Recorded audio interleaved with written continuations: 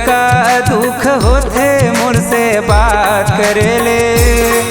तोलकत का दुख होते मुझसे बात करे ले। भारी पछतावे रानी वो जब मोर मरेले। भारी पछतावे रानी रे जब मोर मरेले। तोलकत का दुख होते मुझसे बात करेले। तोलकत का दुख होते मुझसे बात करेले। भारी पछतावे रानी रे जब मोर मरेले। भारी पछतावे रानी रे जब मोर मरेले।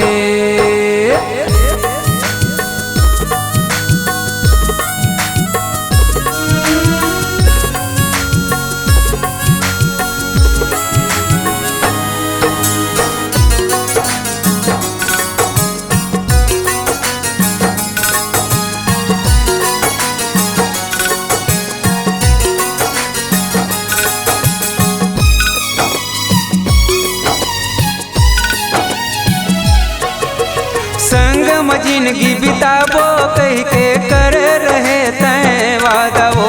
छिन भर माए कैसे बदल गे रानी तोरे इरादा वो।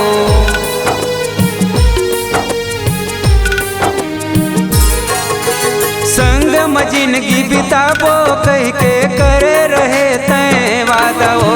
छिन भर माए कैसे बदल गे रानी तोरे इरादा वो। मोर जिंदगी अधूरा हो गए वो तोर संग छूटे ले। मोर जिंदगी अधूरा हो गए वो तोर संग छूटे ले। भारी पछतावे रानी वो जब मोर मरेले। भारी पछतावे रानी रे जब मोर मरेले।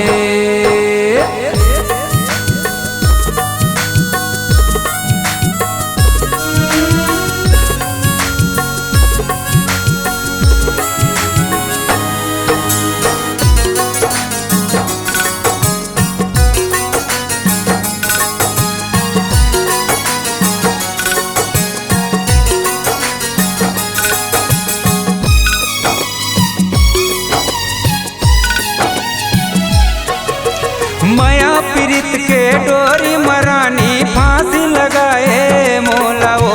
दर दर मैं हाँ भटकत हवो दया नहीं लागे तोला वो।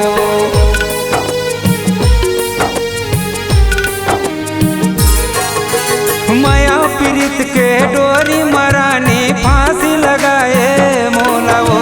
दर दर मैं हाँ भटकत हवो दया नहीं लागे तोला वो। तोर जिंदगी अधूरा हो ही वो मोर चिता जले ले। तोर जिंदगी अधूरा हो ही वो मोर चिता जले ले। भारी पछतावे रानी वो जब मोर मरेले। भारी पछतावे रानी वो जब मोर मरेले। तोलकत का दुख होते मुझसे बात करेले। तोलकत का दुख होते मुझसे बात करेले।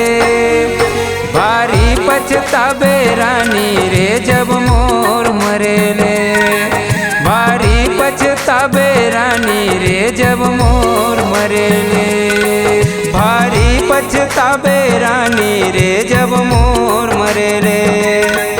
भारी पछतावे रानी रे जब मोर मरेले।